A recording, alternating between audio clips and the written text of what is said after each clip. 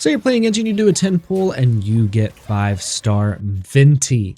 Now, what do you get with Venti? Besides, spoiler warning, the Anemo Archon. Well, Venti is a bow-wielding Anemo user who is very, very good at grouping certain enemies. And in this video, we are going to look at the basics of Venti. So first, we're going to look at Venti's basic attacks, normal attacks, not basic attacks, normal attacks. They're going to do physical damage. Of course, they're going to do physical damage. And then his charge attack is going to do Anemo damage, swirling any elements if there are any elements to swirl. Now we're going to look at his skill, and his skill is going to have a tap and a hold. If we just tap it, it's going to do a little bit of an AoE. You can kind of see the AoE on the ground. Anemo damage, throwing smaller, lighter enemies up into the air. These enemies are going to slowly descend. As you can see here, this is also going to swirl any elements present whenever you do this. Now, if we do the hold version of this, it is going to have a much larger AoE, as you can see on the ground, and it is still going to make them descend slower, doing Anemo damage within that AoE, swirling elements. It's going to also increase the cooldown timer for the skill itself. Now, there is going to be this up current that's going to sit around in that area for about 20 seconds. This is from one of Venti's passives. You can go to another character and you can ride it up just using your gliders. This is great for exploration. And as you can see, it's kind of doing a ton of damage. It's doing like 13k, 20k, different things like that. And we're going to look at artifact sets and all kinds of things like that whenever we go over to there. But you can see it does do a good instance of damage. It's kind of going to be much more for like, it's kind of just going to be like to descend the enemies slower, give you that updraft, give you a swirl, things like that. Now, if we look at his bursts, it's going to be the main source of damage and the main reason why you're using him outside of exploration. If we use his burst, it is going to create this giant Anemo vortex doing continuous Anemo AoE damage to enemies inside of this vortex. If the enemies are small or light, it is going to draw them in, picking them up off the ground, keeping them entrapped in here. This is a ton of grouping for smaller enemies, and you can see it's going to pull in a lot of those enemies if they are small enough to be captured by this vortex. I keep saying that they're small enough, small enemies, because it will not capture larger enemies, and I'll show you what I mean in just a second. But this right here is going to be a major source of his damage. He's going to have so much grouping, and of course, if you have other elements present, it's going to swirl them. As you can see, we're going to use Fischl, we're going to use Farina, and we're going to have a ton of damage going on in here to where the enemies just kind of can't escape it. It's going to pull in enemies from a very, very large area, which is great. Now, if we look at his second passive is going to give him a little bit of energy back once the burst is finished, and if it absorbs an element during this burst, it is going to give 15 energy to the characters of whatever element you have in that absorption. So if we absorb Electro in this, it's going to give 15 energy to Fischl. If we absorb Hydro, it's going to give it to Farina. If we absorb Pyro, it's going to give it to Benny. Now, all in all, that's kind of his kit. That's really all that it does, but there is a downside to it.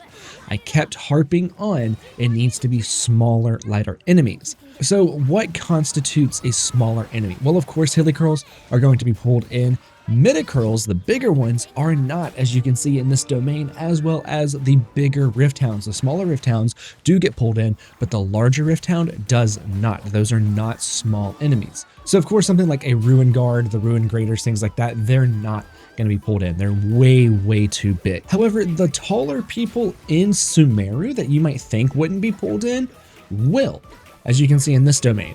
So like some of the samurais will, some of the samurais won't. It's going to really depend on if they're big, if they're larger. And you can go like on the Genshin wiki and find whether they're classified as a small, medium, or large enemy.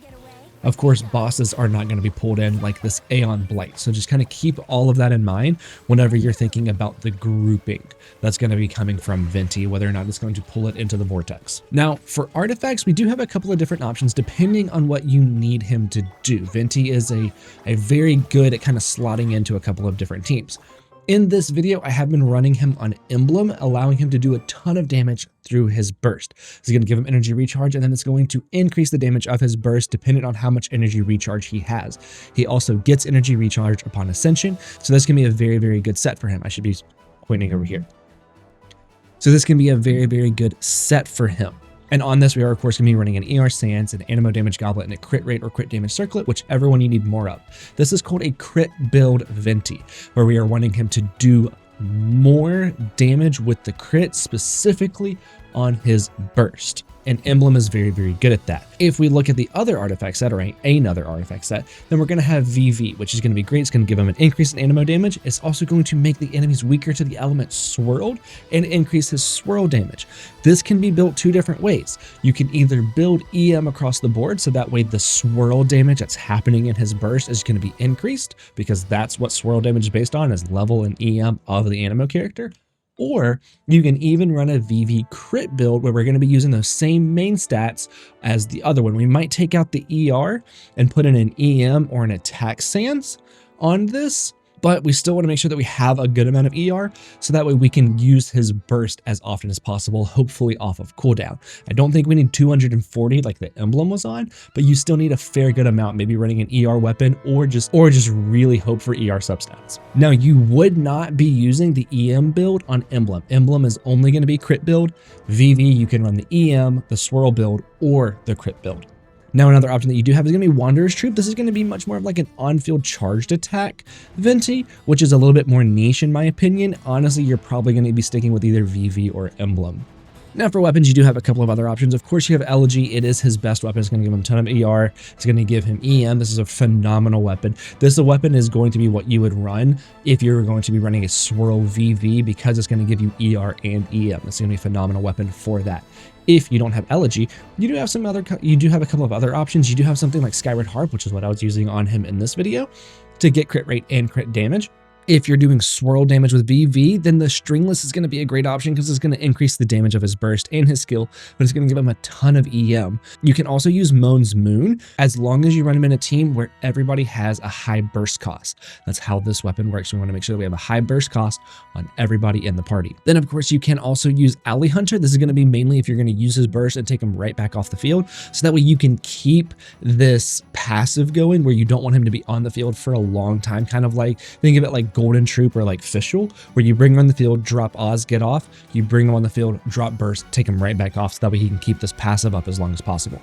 And then, of course, you do always have good old-fashioned Favonius for energy recharge. This can be a really good option for him with Emblem. Now, Venti is one of those characters that came out very early into Genshin, so his kit may have not scaled with the rest of the game. Yes, Fischl and Benny also came out early, and yes, they have scaled very, very well with the game. But Venti is one of those where because he can only kind of group the lighter enemies, and that's like his biggest thing, I don't see him scaling particularly well as the game goes on. He was an earlier character. He was the first Archon that we were introduced to, but there are a ton of people that really, really enjoy Venti, and there are plenty of chances that you can really use Venti if you build him correctly. Venti rainbow teams are a ton of fun, which is not quite what I was running in here. I would probably have to take out Benny and put somebody in like Nahida, and then take out Farina and put in somebody else. There are rainbow teams that are a lot of fun with Venti. Also, if you are fighting certain like lighter enemies, then Venti and Ayaka can go well together, because you can kind of group them together and then use Ayaka's burst straight into the grouping. So there are instances where Venti can be very, very good as a grouper and a VV shredder. So kind of keep that in mind whenever you're trying to build Venti into a team. Now that is going to be it for this video. Kuki has green hair, I have lavender hair that's going to be re-dyed soonish, kind of, and I'll see you in the next one.